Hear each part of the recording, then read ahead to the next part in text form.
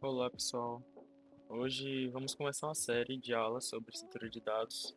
Ao longo dessa série aí, vamos explorar alguns conceitos importantes como listas, filas, pilhas e várias outras estruturas que são fundamentais para resolver alguns problemas computacionais, né, de formas bem eficientes. Hoje a gente vai focar em listas encadeadas. Vou explicar um pouquinho como elas funcionam, quais são as suas vantagens em relação a outras estruturas e como você pode usá-las no seu código, né?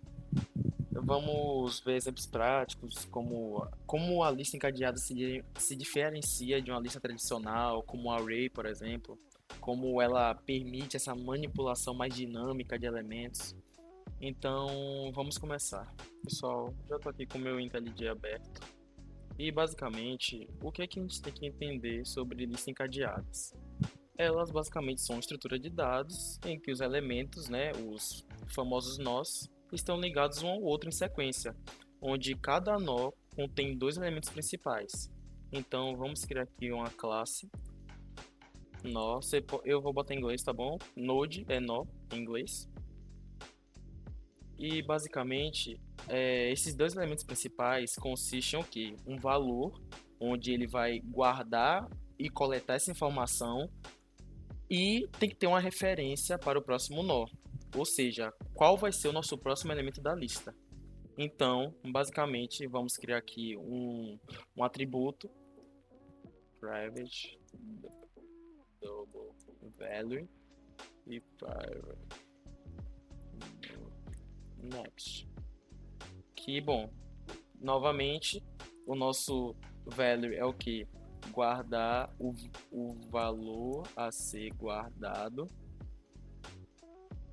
Que no nosso caso aqui, o número vai ser do tipo double, tá? Mas pode ser qualquer outro tipo de variável, pode ser um int, pode ser um float, pode ser de sua preferência. E aqui vai ser a referência para o próximo nó, onde a gente usa a própria classe para poder manipular isso. E bom, de toda forma, nós vamos criar agora nossos métodos para podermos manipular e acessar esses valores. Se você estiver usando IntelliJ, você pode clicar com o botão direito, é, Generate, Get and Setter. Eu vou explicar isso aqui, tá bom? Bom, o getValue e setValue são basicamente métodos para acessar e modificar o valor armazenado no nó. Já esse getNext e setNext são usados para acessar e definir o próximo nó na lista encadeada. Bom, deixa eu explicar isso aqui a vocês de forma mais ampla. Pensem que cada nó é um elo de uma corrente. E para você atravessar essa corrente inteira, você precisa pegar o próximo elo, que te leva ao próximo. Ou seja, ele vai te levando até o final. Se você não entendeu ainda, eu vou explicar de uma outra forma. Pense em uma lista de amigos, imaginou aí? Onde cada amigo sabe quem é o próximo da fila. Então, imagine que é você que está organizando uma brincadeira e chama seus amigos para formarem uma fila. O seu primeiro amigo segura uma ficha com o nome dele e sabe que é o próximo amigo da fila, não é isso? E já esse seu segundo amigo faz a mesma coisa. Ele segura o nome dele e sabe quem é o próximo. Agora, você se pergunta: e se eu quiser saber quem está no meio da fila? Aí que está a questão. Você não pode simplesmente pular direto para essa pessoa, né? Você precisa perguntar ao primeiro quem é o próximo. E assim por diante, até chegar na pessoa que você queria saber quem estava no meio da fila. Então, muita gente acha estrutura de dados uma besteira, mas na programação, cada nó armazena um valor. Por exemplo, o nome de um amigo e um ponteiro para o próximo nó. Então, são essas lógicas que nos ajudam a entender qualquer parâmetro que uma estrutura de dados pode oferecer para a gente, sabe? E na prática, você pode entender assim de uma forma. Exemplo, imagine que tem três valores aí, uma lista encadeada, onde tem 5, 10 e 15. O primeiro nó tem um 5. E qual vai ser a referência para o próximo nó do 5? O segundo nó, que é o 10. E o 10 vai apontar para o próximo, que é o quê? O 15. E o terceiro nó, que é o 15, pelo fato dele ser o último, ele não aponta para nenhum próximo. Ou seja, a sua referência para o próximo vai ser nulo. Conseguindo entender? Enfim, de toda forma, vamos continuar aqui com a explicação e vamos criar agora uma classe de lista que vai gerenciar essa lista encadeada que criamos com os nós, né? Que é o nosso node aqui. Ele basicamente cuida de como os nós são adicionados e eles também têm um método para mostrar os valores da lista. Vamos criar aqui uma classe list. Cá estamos aqui na nossa classe lista, que vai ser a implementação da nossa lista encadeada, que é o quê? Uma estrutura de dados onde cada elemento da lista, que é um nó, vai apontar para o próximo, formando uma corrente, como o próprio exemplo da corrente que eu tinha dito um pouquinho atrás aí. E bom, aqui vamos declarar uma variável chamada do node head, que será o primeiro elemento, ou seja, o nosso primeiro nó da lista. Esse nó aqui, head, será do tipo node. Por quê? É a classe que representa cada elemento da lista encadeada. Tá, mas Pedro, por que usar head? Pensem como um identificador. É o ponto de entrada para a nossa lista, sabe? Ele vai nos permitir saber onde a lista começa e a partir dele podemos percorrer todos os nós da lista. E bom, diante disso, a gente pode começar a manipular todos os nossos parâmetros e atributos que a gente fez lá na nossa classe nó. E para a gente poder manipular isso com mais precisão, nós podemos criar uma famosa palavrinha que chamamos de método. Então, vamos fazer aqui um pequeno método, chama public void add double value, tá bom? Precisamos pensar em como vamos inserir esse novo valor. Então, a gente cria aqui o node, que é basicamente a gente está puxando da nossa classe node, e faz aqui um new node, como se estivéssemos instanciando aquela classe. Ou seja, uma nova unidade de dados que vai entrar na lista, e para inserir um novo valor, precisamos criar um novo nó que armazena esse valor. Tá, mas agora você tem que usar a seguinte lógica. Nós precisamos definir o valor desse nó aqui recém-criado. Mas por que fazer isso? Porque lembre que a lista encadeada guarda valores em cada nó.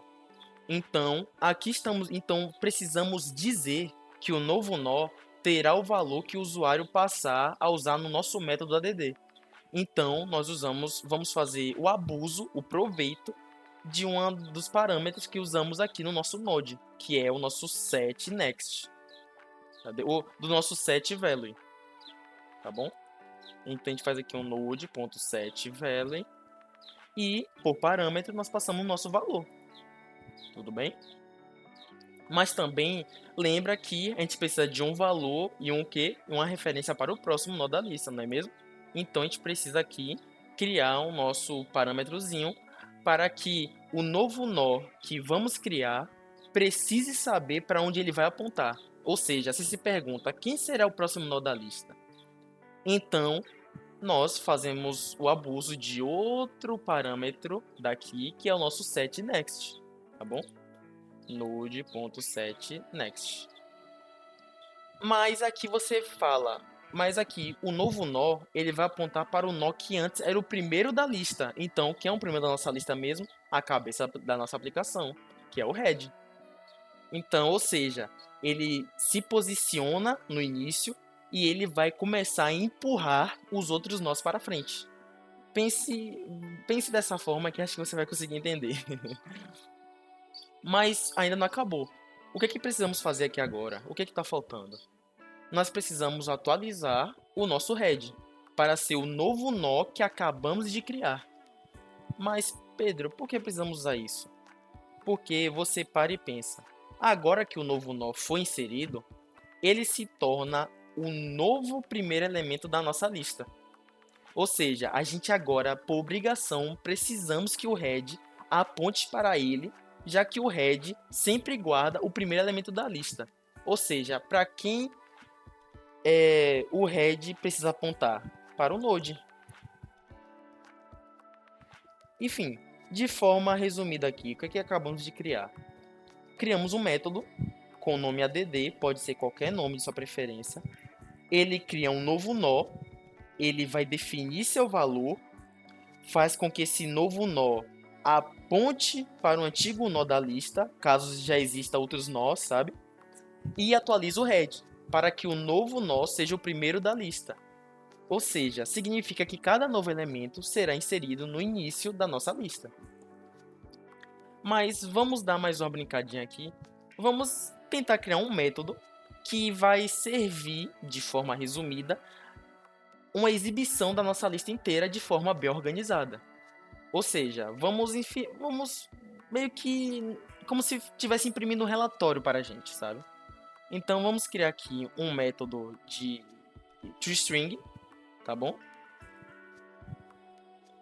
Public string toString, beleza? E basicamente, o que é que esse toString faz? Ele vai devolver uma representação em texto dos valores presentes da nossa lista encadeada, que é o que vamos fazer aqui agora.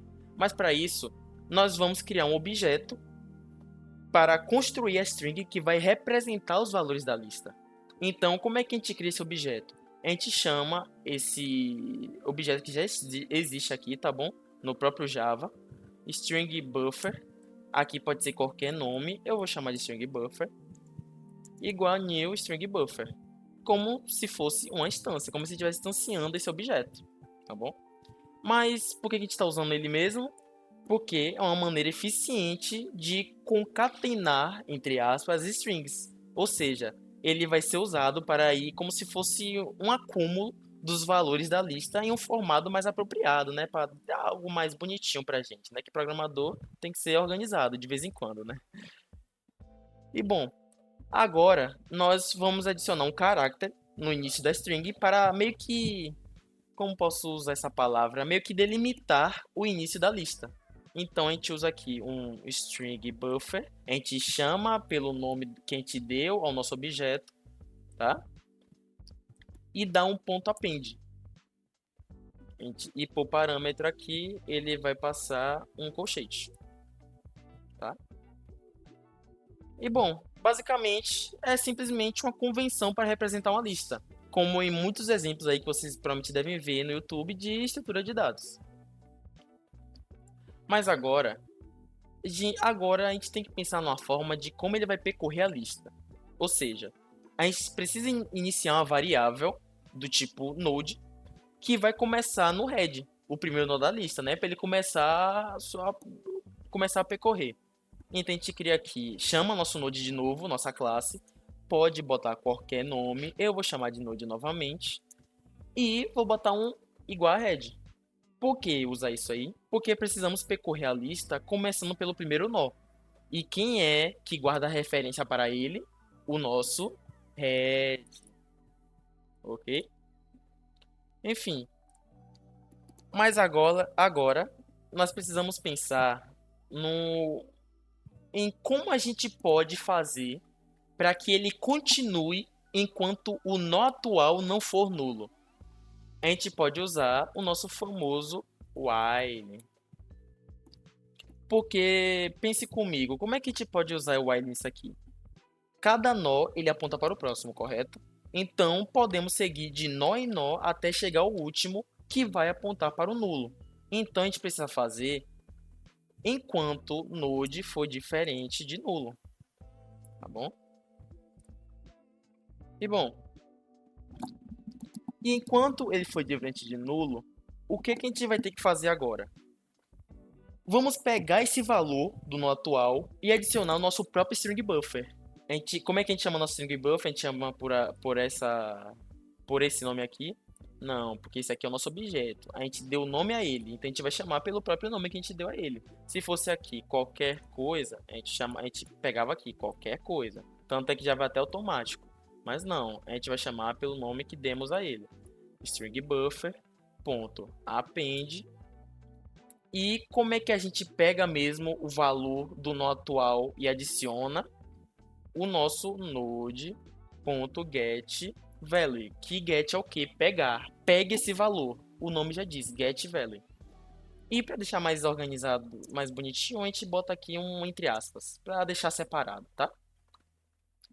Então, basicamente, estamos construindo a representação da lista, que é o que a gente queria chegar. A cada interação do laço, o valor de cada nó é extraído e adicionado à string. Mas agora, o que está faltando aqui? A gente precisa, de certa forma, atualizar o nó atual para ser o próximo nó da lista.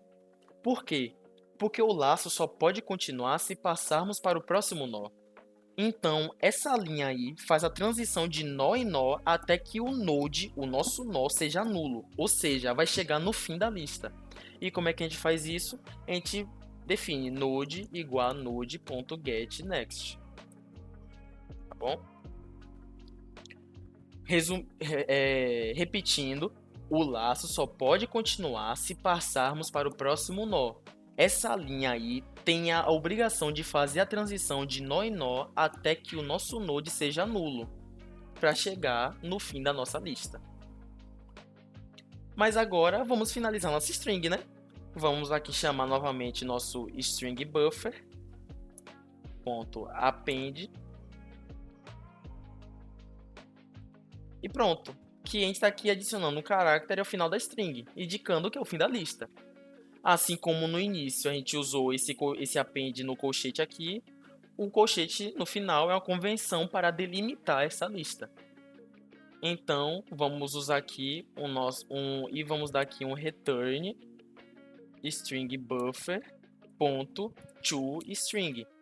Ou seja, a gente está convertendo o nosso string buffer em uma string e vai retornar ela. Porque, depois de percorrer todos os nós e concatenar os valores em uma string, retornamos essa string pronta para ser exibida, tá bom?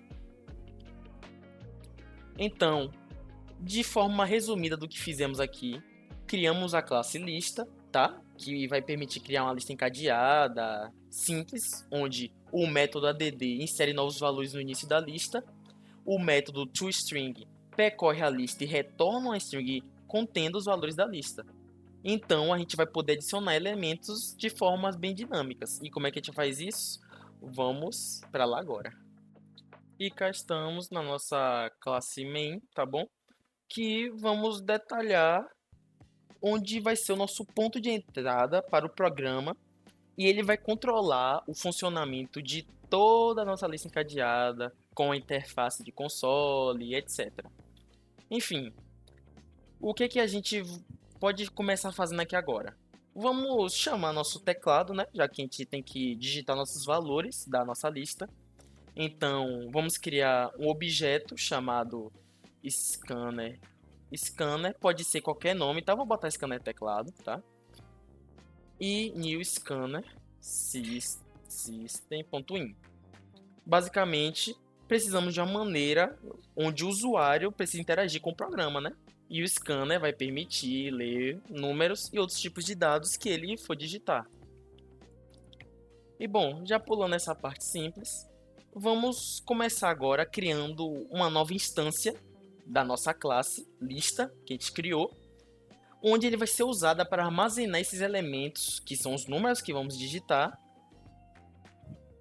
na qual possa ser inserida de forma mais ampla. Então, como é que a gente faz isso? Como é que a gente instancia uma classe? A gente chama ela pelo nome que a gente deu a ela, list, bota qualquer nome, eu vou botar um list aqui, igual a new list. Por que ela é importante? Porque ela vai guardar os números que o usuário adiciona ao longo da execução do programa, tá? E agora nós vamos declarar uma variável, né, para armazenar a escolha do usuário no menu, não é? Então a gente vai botar aqui um int opção. Tá, mas você se pergunta, ué, Pedro, mas a gente vai usar esse int opção aí sem mais, sem menos? Não. Agora nós vamos criar uma outra estrutura de repetição, que é o do while novamente, para poder continuar rodando até que o usuário escolha a opção de sair. Vamos fazer como se fosse um tipo de programinha aqui bem simples. Porque queremos que o programa continue exibindo o menu, né, e processando as escolhas do usuário até que ele decida encerrar a opção. Então vamos botar aqui um do. E esse do vai ter o quê? Vamos criar aqui um método que a gente vai criar mais abaixo, tá bom? Vamos botar aqui um show menu, tá? Por enquanto o nome vai ser esse. E a gente vai chamar a nossa opção. Opção é igual a teclado.nextInt, tá bom? Que vai ser o quê? Ele vai capturar a escolha do usuário e vai armazenar na variável opção, que vai ser do nosso método show menu que a gente vai criar, onde vai ter várias opções. E agora nós vamos usar a nossa estrutura switch, que é o que? A estrutura que vai decidir qual ação será tomada com base na opção escolhida pelo próprio usuário. Então vamos botar aqui um switch e chama quem por parâmetro opção. Beleza? E bom, vamos para deixar de forma mais simplificada, vai ter só três opções, tá? Que vai ser case 1, case 2 e case 3. Então, nosso case 1 vai ser... Vamos lá, o que a gente pode fazer aqui? Vamos fazer um salt aqui e vamos botar insira qualquer número. Beleza? E aqui, como lá na lista usamos, tanto na lista quanto no Node, usamos o do tipo double, vamos botar aqui um double value igual a teclado.nextDouble, tá bom? Que ele vai captar esse valor em formato double. E agora a gente precisa chamar o nosso método para poder ver qual foi o número que foi adicionado. Então a gente bota aqui um list.add value, tá? No caso, o número adicionado à lista usando o método add da classe list, ok? Por que estamos usando isso? Nosso case 1 vai permitir que o usuário adicione novos elementos à lista encadeada, chamando o nosso método add da lista para inserir o valor, tranquilo? Agora vamos criar aqui o case 2. Case 2. Vamos criar um outro salt aqui, um system.out.println. E o que a gente precisa fazer aqui? Eu quero que quando ele escolha a opção 2, o programa imprima para mim a lista encadeada atual. Ou seja, o método toString da classe list vai ter que ser chamado, que é o que percorre todos os nós da lista e retorna uma string contendo todos os valores. E como é que a gente faz isso? Chamando o nome que a gente deu à nossa classe aqui dentro do main list.toString.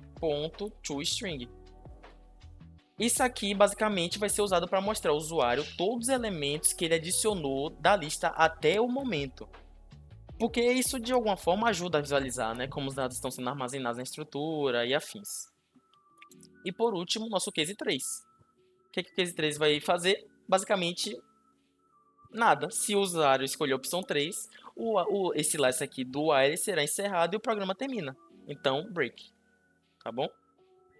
E a gente, aqui agora, embaixo, a gente só dá um teclado.close. Fechamos nossa estrutura while opção for diferente de 3, teclado.close. Beleza? Tá, mas aí agora você me fala, o código agora vai funcionar? Claro que não, né? Porque faltou a criação do nosso método showMenu. Então vamos criar ela aqui bem baixo, public static void showMenu. E o que a gente quer que ele nos diga aqui? A gente quer que exiba um menu de opções ao usuário, né? Para ele escolher um, ou dois ou três. Ou seja, informando a ele o que ele pode fazer, se ele quer inserir o número na lista, se ele quer ver, se ele quer sair. Enfim, vamos fazer aqui então. Digite 1 para inserir um novo elemento na lista, digite 2 para abrir o menu de elementos, tá? E digite 3 para sair. E bom, a gente está de alguma forma organizando a interface de texto, né? Para que o usuário saiba quais comandos estão disponíveis e como interagir com o programa. Então vamos rodar aqui, ver se está tudo funcionando.